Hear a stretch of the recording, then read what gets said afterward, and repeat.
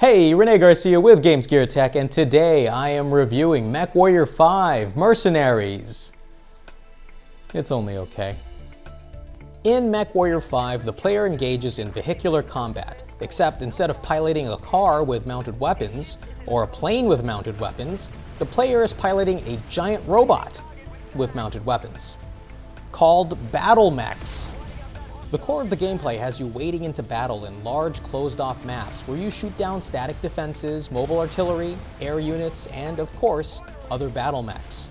You are given an objective to complete, such as destroying specific targets, defending locations, or killing the required amount of enemies. For your efforts, you are rewarded with payment in the form of C-bills and salvaged parts from the battlefield. You will use both to repair and upgrade your mechs for the next mission.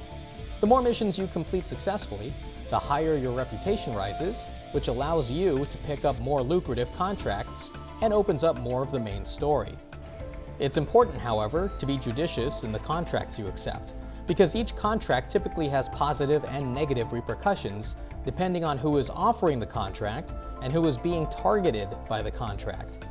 Being in the favor of a particular employer will allow the player to negotiate better terms in the contract as well as discounts in specific stores.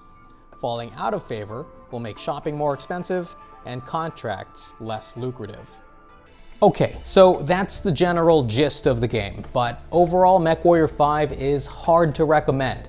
That's because the best the game ever gets is average.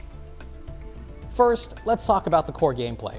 As I said in my gameplay videos, I haven't played a MechWarrior game since MechWarrior 4, but from what I can recall, that game had more simulator elements.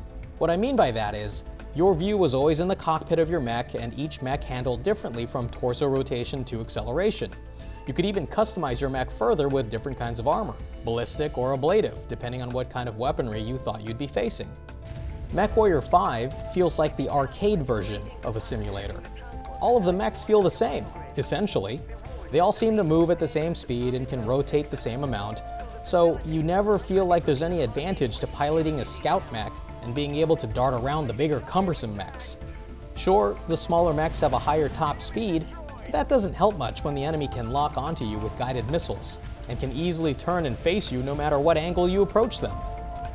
I can still remember playing MechWarrior 4 multiplayer and just getting wrecked by the smaller mechs that are a lot faster, who would always attack me from behind. And my larger, slower, better armored mech just couldn't turn fast enough to target them. I don't think that strategy would work here in MechWarrior 5 because the mechs all turn too fast and pivot too quickly for that attack to be effective. Also, losing a leg isn't as debilitating here as it was in the previous game. In MechWarrior 4, if you lost a leg, then you were limping for the rest of the mission. Here, you lose a leg, you limp for maybe 3 seconds.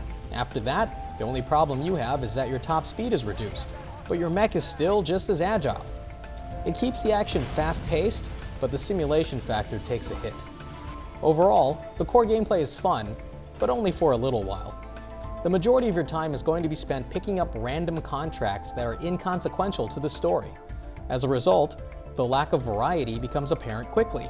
You're either destroying specific mechs on the battlefield, destroying a specific location or locations, defending a location, or fighting off waves of enemies until enough of them are dead. And considering that you will have to pick up a lot of these contracts in order to gain reputation to progress the story, the game can feel like a grind. It gets to the point that you begin thinking of ways to minimize your mission time, speed running past enemies to blow up a building and get to the extraction point. Now, this could be tolerable if the AI weren't so bad. So, you might be tasked with wrecking the buildings in a city, and you might command your AI lance mates to attack the opposing mechs while you achieve the objective. Rather than do what you ask, your lance mates will follow you instead and try to help you. This normally results in the enemy shooting very expensive components off of your lance mates' mechs. The opposing AI isn't much more sophisticated. If you are active in the firefight, then all of the enemy mechs will focus on you and ignore the rest of your allies. As a result, later in the game, you have to be in the heaviest and most armored mech if you plan on surviving the withering fire the enemy AI will rain down on you. Outside of the random contracts, there are quests to complete, but they only differ from the general contracts by having more unique quest giver text to read and handcrafted maps. But the objectives are basically the same, so it's hard to actually care about the mission when everything just feels the same. MechWarrior 5 does attempt to present a story to give the player some purpose within the game, but it's just not compelling enough or contiguous enough throughout the game to hold your interest.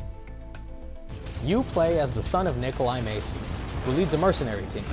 On the day he teaches you how to pilot a mech, enemies fly in to coerce mysterious coordinates from your father. When he refuses, they kill him, and you flee with the rest of the team. From there, you're thrown into the core game, hopping from planet to planet, leaving a wake of destruction.